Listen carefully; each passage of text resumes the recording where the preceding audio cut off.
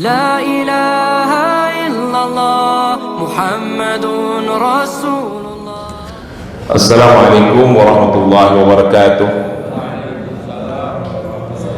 Alhamdulillahilladzi arsala rasulahu bil huda wa dinil haqq liyudhhira 'ala dini kullihi wa kafa billahi 'alima. Ashhadu an la ilaha illallah wahdahu la syarika lah wa ashhadu anna sayyidina Muhammadan abduhu wa rasuluh. Allahumma salli wa sallim wa barik ala sayyidina Muhammadin wa ala alihi wa ashabihi wa man tabi'ahu ila yaumiddin.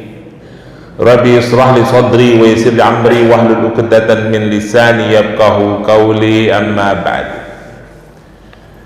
Para jamaah sekalian, puji dan syukur kita panjatkan kehadirat Allah Subhanahu wa taala atas semua limpahan nikmat dan rahmat yang diberikan kepada kita. Alhamdulillah, pada pagi yang indah ini Allah berikan kita kesehatan dan kelapangan waktu bisa sholat subuh berjamaah di Masjid At-Taubah. Kita lanjutkan itikaf kita mengikuti kajian ilmu yang insya Allah memperkaya pengetahuan kita dan memperbaiki amaliyah-amaliyah kita. Salawat dan salam kita berharap selalu tercurah kepada junjungan Nabi besar Muhammad sallallahu alaihi wasallam, untuk seluruh keluarganya, untuk para sahabat, untuk para tabi'in, para tabi'ut tabi'in, para ulama dan seluruh umatnya. Insyaallah kita yang ada di masjid ini adalah umat-umat Rasulullah yang akan mendapatkan syafaat di yaumul akhir nanti. Amin ya rabbal alamin. Para jamaah, hari ini kita mengkaji 1-2 hadis dari kitab Sunan Abu Daud jilid ke-3 ya.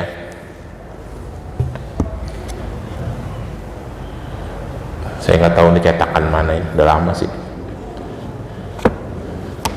Kitab Sunan Abu Daud ini menurut para ulama hadis adalah kitab hadis yang derajat kesohihannya itu nomor urut 3 ya, setelah kitab Sahih Bukhari dan Sahih Muslim. Seperti saya pernah sampaikan sebelum-sebelumnya, kita di majelis ini membaca 6 kitab hadis utama yang disebut dengan istilah Kutubus Sittah: Bukhari, Muslim, Abu Daud, An-Nasa'i, Ibnu Majah, At-Tirmizi ya. Hampir semuanya sudah kita bolak-balik baca. Imam Abu Daud ini nama lengkapnya adalah Sulaiman ibnu Ash'ath As-Sijistani. Dia lahir di Sijistan pada tahun 202 Hijriah kalau tidak salah ya. Saya waktu itu tidak ada waktu dia lahir.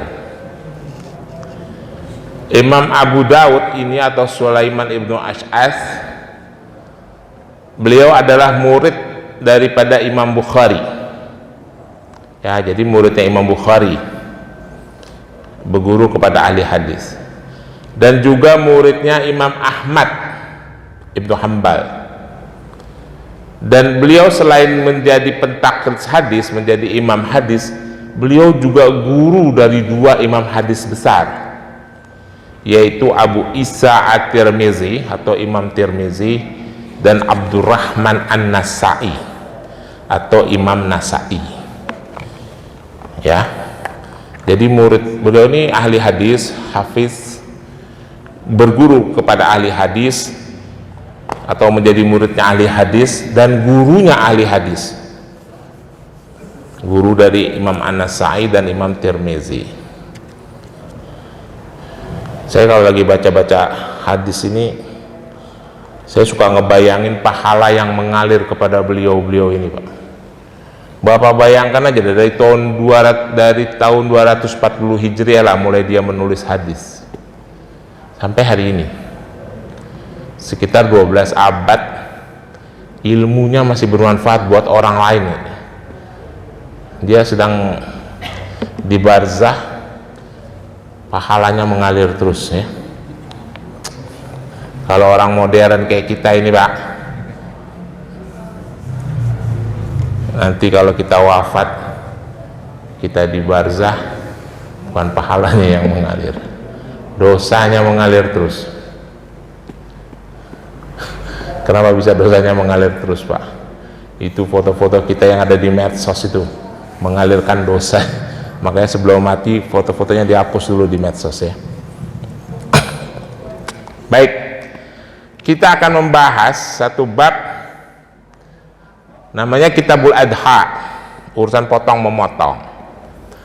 Kenapa saya membahas masalah ini? Ini berkenaan dengan yang lagi diperdebatkan akhir-akhir ini, yang lagi hangat, sehubungan dengan perjanjian dagang dan perjanjian tarif antara pemerintah Republik Indonesia dengan Amerika Serikat yang ditandatangani oleh Presiden kita Bapak Prabowo Subianto sama Presiden Amerika Serikat Donald Trump, ya.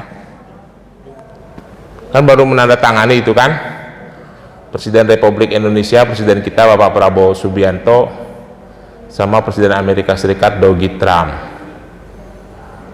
Nah, dalam perjanjian itu katanya, tetapi dibantahlah kemudian oleh pihak-pihak yang berwenang, ada klausul, kan itu partnya banyak ya Pak, part perjanjiannya. Ada part Mutual Recognition Agreement namanya. Dalam pasal-pasal itu adalah Mutual Recognition Agreement itu perjanjian untuk saling menerima standar dari negara masing-masing. Dalam pasal 2 yang saya baca di media-media disebutkan bahwa Indonesia diminta menerima proses penyembelihan hewan-hewan sesuai yang hewan konsumsi sesuai dengan standar Amerika, bukan standar Indonesia. Habis itu sebagian ulama berkomentar. Salah satu yang berkomentar adalah Wakil Ketua MUI Ustadz Khalil Nafis. Beliau mengatakan nanti kalau perjanjian itu diaplikasikan, itu kan dah waktunya 90 hari setelah ditandatangani, maka akan masuk barang-barang konsumsi daging dan lain-lain ke Indonesia. Kata Ustadz Khalil Nafis, jangan dibeli, jangan dimakan karena itu haram, penyembelihannya tidak sesuai syariat Islam, gitu ya. Karena dalam perjanjian itu Indonesia tidak boleh lagi membebani dengan label-label halal ala Indonesia. Lalu kemudian statement itu diklarifikasi oleh, yang saya tahu, yang saya baca di media itu dari Seskap, Sekretaris Kabinet Bro Teddy Indrajaya, dan oleh Ketua Badan Penyelenggara Penyedia Produk Halal Bro Haikal Hasan Baras. Si Bro Haikal Hasan Baras ini kawan saya kenal dia, saya kenal bapaknya. Enggak begitu katanya, itu hoax. Tetap barang daging-daging dari Amerika yang masuk ke Indonesia itu harus berlabel halal versi Indonesia. BPJP, Badan Penyelenggara Penyedia Produk Halal Indonesia katanya, kata si Bro Haikal Hasan. Nggak tahu lah mana yang benar ya Pak. Nah, saya mau membahas 1-2 hadis tentang itu. Tentu di zaman Rasulullah ada ketentuan-ketentuan dan syarat-syarat yang berlaku sampai hari ini di dalam dunia Islam untuk penyelenggaraan penyembelihan hewan-hewan halal yang menjadi bahan konsumsi kita. Tapi saya mau tanya dulu sama bapak-bapak, Pak, seandainya perjanjian itu diaktualisasikan, berarti kan 90 hari setelah ditandatangani kemarin oleh Pak Prabowo itu ya, lalu masuk daging-daging kemasan sapi misalnya ya ke Indonesia yang tanpa label halal, bapak-bapak mau makan apa enggak itu? Enggak. Hah? Enggak makan sebaiknya ya Pak. Kalau taruhlah itu halal, misalnya halal menurut mereka, tapi masuk ke Indonesia itu perkaranya menjadi perkara syubhat, meragukan. Perkara yang syubhat sebaiknya kita tinggalkan. Kenapa itu menjadi perkara syubhat? Karena di pengalaman saya ya Pak, saya pernah, karena saya bekerja di perusahaan farmasi, perusahaan saya itu beberapa kali import suplemen dari Amerika dan juga dari Eropa. Di Indonesia, oleh Majelis Ulama Indonesia dimintakan sertifikat halal dari sana. Saya juga pernah import dari New Zealand, dari Australia. Itu di sana ada lembaga sertifikasi halal, tapi bukan badan government, bukan badan milik pemerintah, sehingga badan itu tidak bisa mengintervensi kebijakan pemerintahnya masing-masing. Beda halnya dengan di Indonesia. Kalau di Indonesia kan ada Majelis Ulama Indonesia, ada Majelis Ulama walaupun non government tapi bisa mengintervensi. Atau ada sekarang yang resmi malah Badan Penyelenggara Jaminan Produk Halal, BPJPH, yang ketuanya tadi saya sebut tuh Bro Haikal Hasan. Itu jelas lembaga pemerintah dan badan itu di bawah presiden. Jadi dijamin kalau proses penyelenggaranya di Indonesia pasti produknya halal berdasarkan, karena ada badan yang mengontrol. Di Eropa dan Amerika itu tidak ada. Di Australia, New Zealand juga tidak ada. Jadi kadang kita mintain dulu sama lembaga sana jaminan produk halalnya, mereka kasih ke kita, baru kita masukin ke MUI verifikasi bahan-bahannya, baru bisa diedarkan. Ya, dulu waktu saya di perusahaan farmasi begitu. Nah, nanti di Indonesia itu akan dibanjiri produk-produk Amerika berdasarkan agreement itu. Kalau saya ditanya Pak secara pribadi, saya senang Pak terus terang, karena saya punya pengalaman yang baik untuk kualitas produk-produk Amerika dibandingkan dengan produk-produk Cina. Di Indonesia kan sekarang yang banjir produk China Pak, udah agak berkualitas, banyak mengandung zat berbahaya lagi. Kalau Amerika kualitasnya bagus secara pribadi. Tapi kalau bicara nasionalisme, saya tidak setuju, karena itu akan mematikan produk-produk lokal. Kalau ada ayam kemasan, ayam potong masuk ke Indonesia, nasib ayam-ayam potong di Indonesia bagaimana? Daging sapi, daging apa? Walaupun saya kagak begitu suka daging sapi, jadi nggak terlalu peduli. Yang saya suka daging kambing. Ya. Nah, saya mau menyampaikan begini. Dalam hadis-hadis Rasulullah dalam kajian fikih itu tidak membahas proses penyelenggaraan penyembelihan hewan halal yang dengan sistem modern saat ini ya. Tetapi panduan-panduan umumnya tentu sudah dibahas. Dalam hal ini kita tidak membahas penyembelihan hewan-hewan kurban atau hewan-hewan halal yang berhubungan dengan hukum wajib dan hukum sunnah ya Pak. Hukum wajib itu misalnya menyembelih karena nazar. Misalnya Pak Victor bernazar, nanti kalau anak saya lulus kuliah saya mau nyembelih hewan kurban, kambing, saya mau sumbangin ke fakir miskin, itu nazar. Atau sunnah, misalnya penyembelihan hewan kurban Idul Adha atau akikah ya, itu kita tidak bahas. Lalu di dalam Islam itu ada klasifikasi pola penyembelihan hewan kurban. Hewan halal, bukan hewan kurban, hewan halal yang untuk dikonsumsi. Yang pertama, hewan yang disembelih, hewan halal nih ya, nggak usah ngomongin yang kagak halal, yang halal, oleh orang Islam menurut ketentuan syariat Islam dan menyebutkan nama Allah di dalamnya, itu jelas halal ya Pak. Yang kedua, penyembelihan hewan yang dilakukan oleh orang Islam mengikuti ketentuan syariat Islam, penyembelihnya lupa menyebut nama Allah, itu halal nggak Pak? Halal nggak?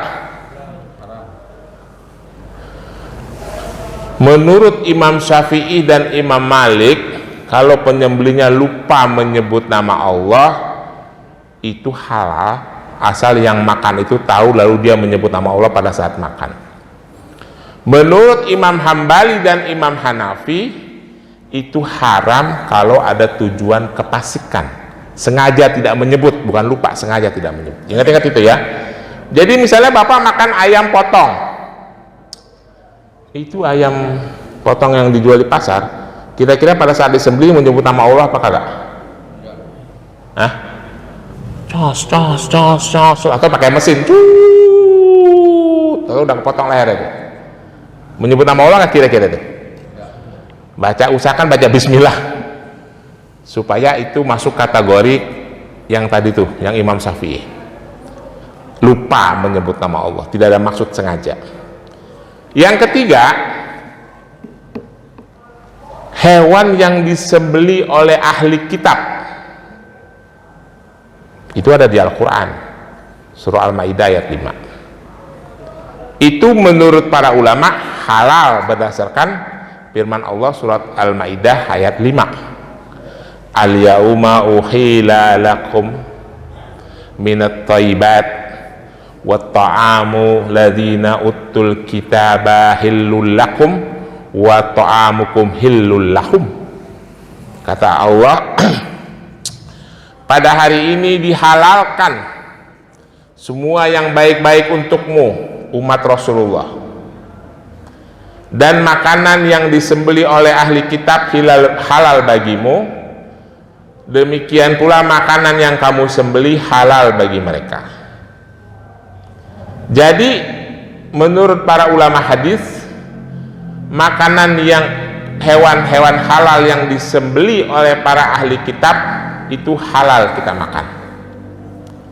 Ahli kitab masih ada nggak pas sekarang? Masih ada nggak sembelihan yang disembeli oleh ahli kitab? Kalau saya ditanya, nggak ada ahli kitab Pak. Hari ini nggak ada ahli kitab. Sayyidina Ali pernah ditanya makanan yang disembeli, hewan yang disembeli oleh ahli kitab.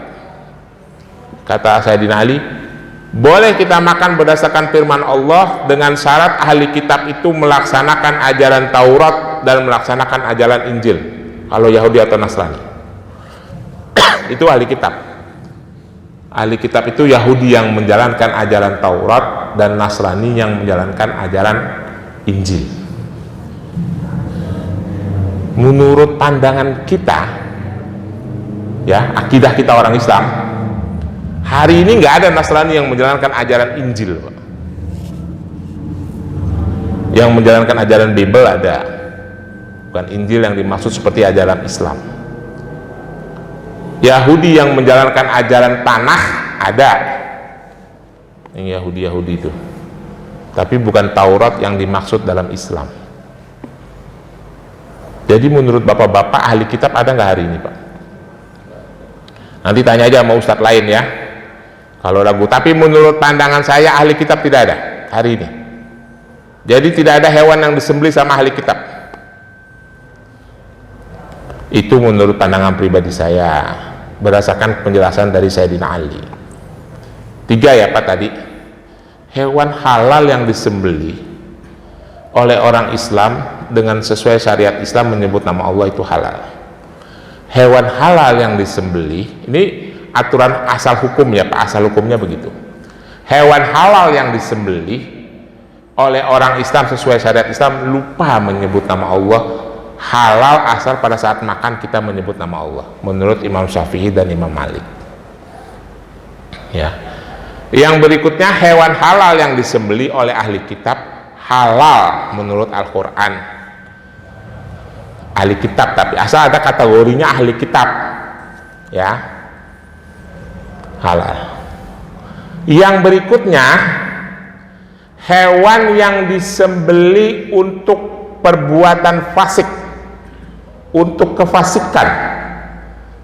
Salah satu kategori kefasikan itu adalah orang menyembelih hewan dengan sengaja tidak menyebut nama Allah, padahal dia tahu bahwa menyembelih hewan itu harus menyebut nama Allah. Ini dia sengaja tidak menyebut, itu adalah kefasikan, itu haram dimakan ya.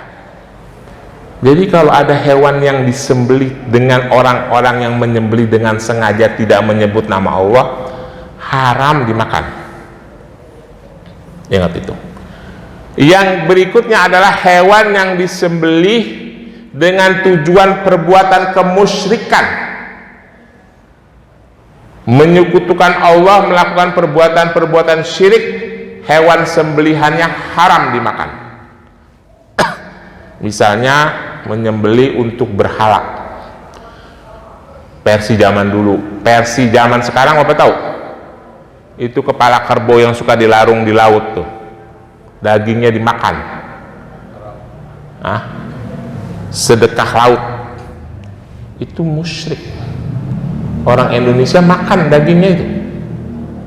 Pantai utara, di pantai selatan, masyarakat memohon bantuan, memohon perlindungan dari Tuhan yang Maha Esa.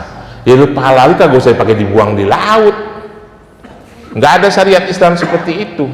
Itu perilaku yang dilakukan oleh orang-orang yang menyembah berhala di zaman jahiliyah. Itu musyrik. Dagingnya tidak halal dimakan.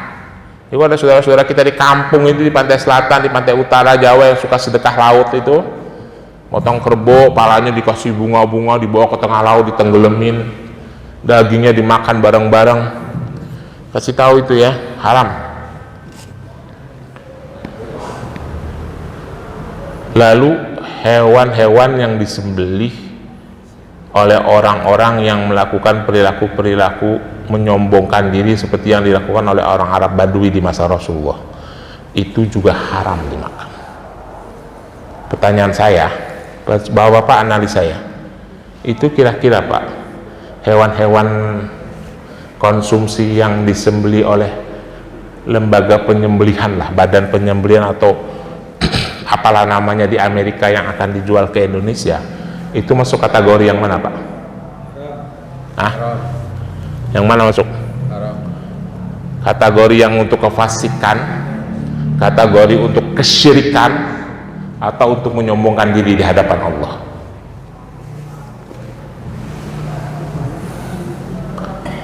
Kalau masuk kategori yang 3 tadi, itu haram semua. Ya, kasih tahu sama anak-anak kita. Sekarang ini daging McD itu masih sapi lokal bukan? Nanti kalau sapinya sapi import yang dari Amerika, haram, jangan dimakan. Burger itu, kalau sapinya import dari Amerika, haram itu.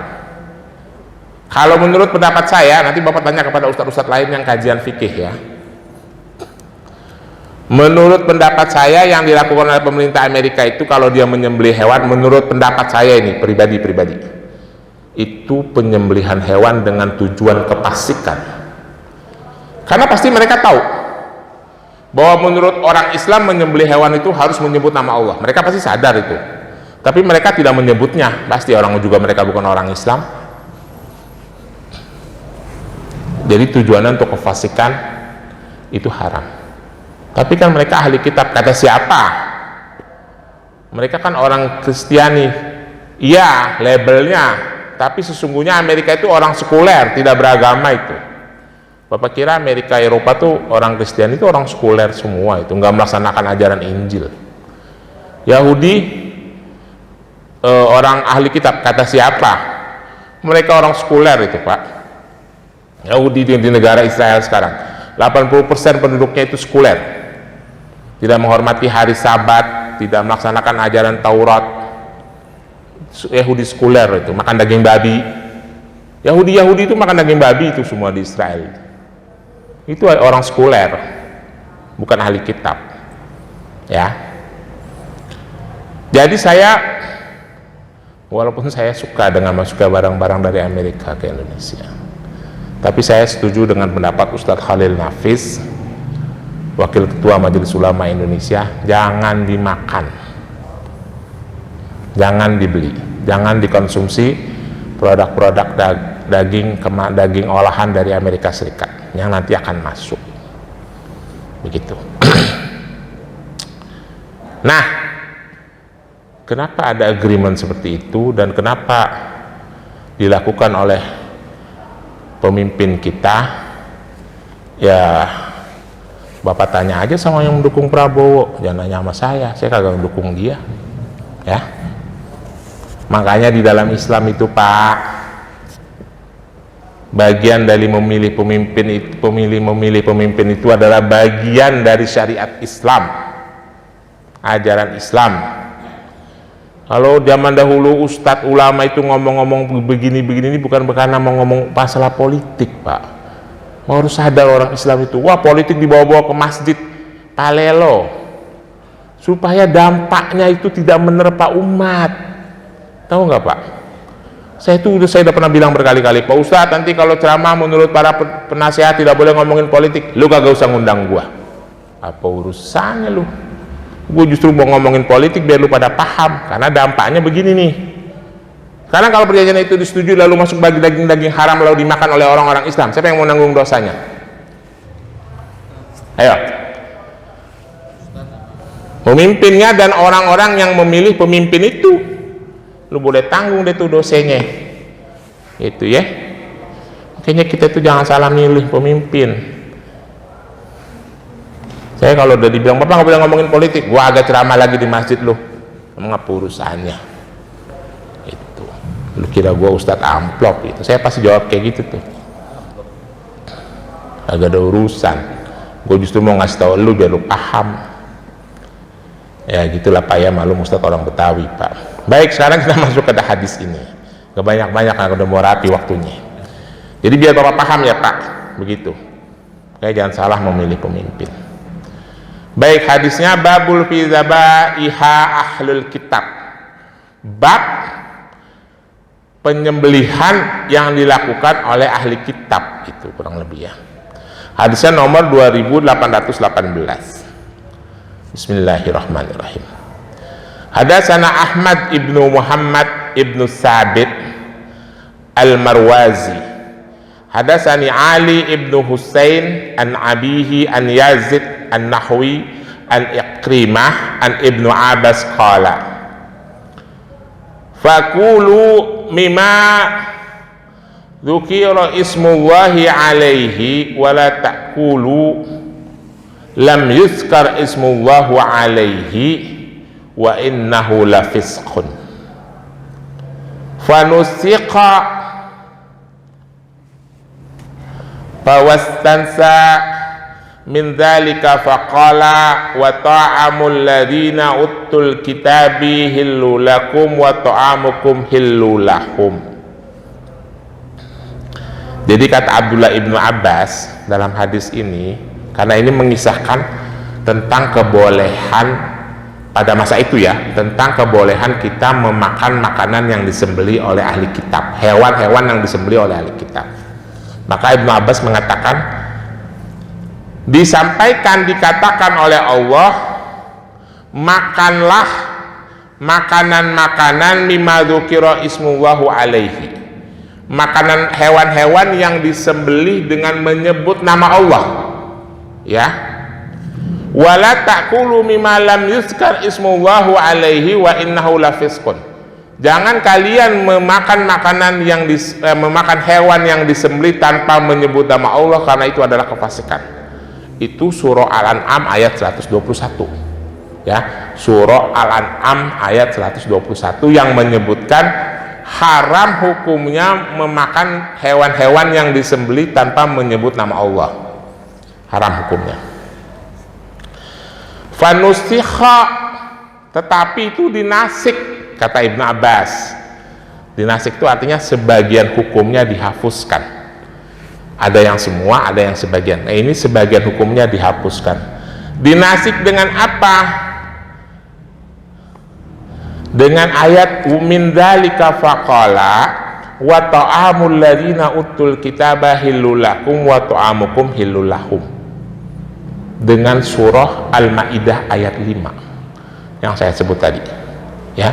Jadi pertama turun ayat surah Al-An'am ayat 121 yang mengatakan tidak boleh memakan hewan sembelihan yang tidak menyebut lam yuzkar ismullahu alaihi, tidak menyebut nama Allah atas penyembelihannya, wa innahu lafisqun, karena itu sebenar-benar kefasikan ya, nggak boleh.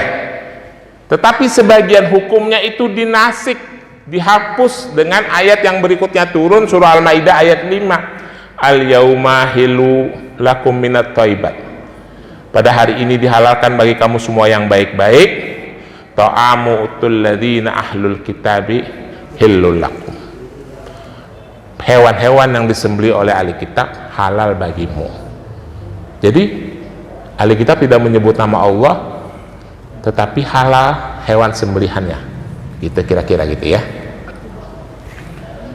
Cuma permasalahannya buat kita hari ini ahli kitab ada apa tidak, itu yang jadi masalah. Kalau masih ada silahkan makan, itu sah menurut Al-Quran, surah Al-Maidah ayat 5. Cuma hari ini ahli kitab tidak ada menurut saya. Bapak tanyalah kepada ulama-ulama lain, pada ustadz-ustadz lain. Lalu sekarang pertanyaannya, Pak, yang membolehkan atau menjadikan dia halal atau tidak halal dalam ilat hukum itu karena hewan disembelih oleh ahli kitab atau karena menyebut nama Allah, Pak? Menyebut nama Allah. Jadi orang Islam harus menyebut nama Allah untuk menyembelihnya, dan itulah pedoman kita. Walaupun sebagai ulama hadis mengatakan itu kan udah dinasik, selama yang menyembelih ahli kitab masih boleh. Wallahu alam bisawab ya. Itu urusannya para ulama. Tapi pedoman kita ya seperti yang saya jelaskan tadi, harus menyebut nama Allah sesuai dengan syariat Islam, itu halal dimakan ya. Dasar hukum bahwa makanan yang disembelih oleh ahli kitab halal ada, dan itu tidak bisa berubah walaupun ahli kitabnya masih ada apa tidak, kita tidak tahu. Nah, yang saya ingin sampaikan adalah itu hewan yang disembelih oleh Amerika yang akan dijual ke Indonesia masuk kategori mana, itu maksud saya. Itu yang bapak-bapak perlu pikirkan. Apakah itu untuk apakah itu disembelih secara Islami, apakah itu disembelih oleh ahli kitab, apakah itu disembelih dengan tujuan kefasikan karena sengaja tidak menyebut nama Allah, apakah disembelih dengan tujuan kemusyrikan dan lain-lain. Kalau udah kita tahu kategorinya, jadi kita bisa menentukan oh itu halal atau haram. Jelas ya, Pak? Hadis berikutnya, Hadatsana Muhammad ibnu Kasir akhbarana Israil hadatsana Simak an Ikrimah an Ibnu Abbas fi qauluhu inna sayatina la yahuna innal awliyaihim yaquluna madza dzabaha fala ta'kulu ma dhahabtum antum faqulu fa'adzallahu azza wa jalla wa la ta'kulu mimma lam yuskar ismullah. Ini penegasan ya, bahwa setan itu ini sama, ini penjelasan surah Al-An'am ayat 121 juga, bahwa setan itu akan membisikkan kepada kawan-kawan kalian, kawan-kawannya, untuk tidak memakan makanan yang disembelih atas nama Allah tetapi disembelih oleh mereka. Maka Allah menurunkan fa'anzalallahu azza wa jalla, maka Allah menurunkan ayat Al-Quran, wala ta'kulu mimma lam yuskar ismullahu alaihi, jangan sekali-kali kalian makan hewan sembelihan yang di dalam proses penyembelihannya tidak menyebut nama Allah. Clear ya, itu jelas. Itu hadisnya. Hadisnya singkat-singkat ya, Pak. Lalu yang berikutnya hadis nomor 2819. Bismillahirrahmanirrahim. Sedikit lagi, satu kali lagi. Hadatsana Utsman ibnu Abi Syaibah, hadatsana Imran ibnu Uyainah an Atha ibnu Sa'ib an Sa'id ibnu Jabir an Ibnu Abbas qala ja'at yahudu ila Nabi sallallahu alaihi wasallam faqala na'kullu mimma qatalna wala na'kullu mimma qatalallah fa'anzalallahu wala ta'kullu mimma lam yuskar ismullahu alaihi ila akhir ayat. Kira-kira artinya begini, diriwayatkan kepada kami oleh Utsman ibnu Abi Syaibah, meriwayatkan kepada kami Imran ibnu Uyainah, meriwayatkan kepada kami Atha ibnu Thabit dari Sa'id ibnu Jabir dari Ibnu Abbas radhiyallahu anhuma. Qala Ibnu Abbas berkata, ja'at Yahud, datang orang Yahudi ila Nabi Shallallahu Alaihi Wasallam, kepada Nabi Shallallahu Alaihi Wasallam. Jadi orang Yahudi mendatangi Nabi. Dia berkata, faqalu, dia berkata, na'kulu mimma khatalna, kami memakan hewan-hewan yang kami sembelih. Wala na'kulu mimma khatalallah, kami tidak menyemakan makanan-makanan yang disembelih atas nama Allah. Nah, ini bentuk kefasikan ya Pak, karena si Yahudi laknatullah itu tahu bahwa menyembelih hewan itu harus menyebut nama Allah, tapi dia ngeledek Rasulullah. Dia bilang, kami makan aja, kalau makanan yang kami sembelih sendiri nggak pakai menyebut nama Allah, itu kefasikan. Jadi kalau orang-orang Amerika besok nyembelih sapi, nyembelih ayam, mereka tidak menyebut nama Allah padahal mereka tahu itu adalah penyembelihan hewan dengan tujuan kefasikan, dan itu haram dimakan. Maka turunlah ayat, wala ta'kulu mimma lam yuskar ismullahu alaihi wa innahu lafisqun ila akhiri ayat. Maka akibat dari omongan si Yahudi yang menyombongkan diri itu, turunlah surah Al-An'am ayat 121, di mana Allah menegaskan jangan sekali-kali kalian makan makanan penyembelihan hewan yang disembelih tanpa menyebut nama Allah. Ya, itu tegas ya Pak. Padahal dia tahu harus menyebut, tapi dia sengaja tidak mau menyebut. Itu penyembelihan yang disebut dengan kefasikan. Beda halnya dengan yang sebelumnya tuh, yang pada dia tahu harus menyebut nama Allah ketika mau menyembelih tapi lupa. Nah, itu ada dua pendapat. Kalau lupa menurut Imam Syafi'i ya boleh dimakan gitu ya. Jadi itu adalah hadis-hadis yang menegaskan tentang itu, dan mudah-mudahan kita sadar dengan kategori ini. Yang berikutnya, hadis terakhir, bismillahirrahmanirrahim. Hadasana Harun ibnu Abdullah, hadasana Hamad ibnu Mas'ad, an Auf, an Abi Rihanah, an Ibnu Abbas qala, nahya Rasulullah sallallahu alaihi wasallam anil muakharatil a'rabi. Qala Abu Daud ismu Abi Rihanah an Abdullah ibnu Mutahhir an Gandar an Awqati ala Ibnu Abbas au Qafati au Qafahi an Ibnu Abbas. Rasulullah melarang perilaku yang menyombong, yang menantang Allah. Itulah yang kayak tadi tuh, dia udah tahu tapi pakai nggak mau nyebut ya, seperti perilaku orang Arab Badui dan orang-orang Yahudi. Jadi saya ulangi lagi, kategori penyembelihan hewan itu hewan halal yang untuk konsumsi. Ada yang disembeli oleh orang Islam dengan menyebut nama Allah sesuai dengan syariat Islam, itu halal. Ada hewan yang disembeli oleh orang Islam tapi lupa menyebut nama Allah, itu halal menurut Imam Syafi'i dan Imam Malik, asal pada saat makannya menyebut nama Allah. Ada hewan yang disembeli oleh ahli kitab, dulu hukumnya halal selama ahli kitabnya ada dan menjalankan ajaran Injil dan Taurat. Ada hewan yang disembeli dengan tujuan kefasikan, itu haram hukumnya.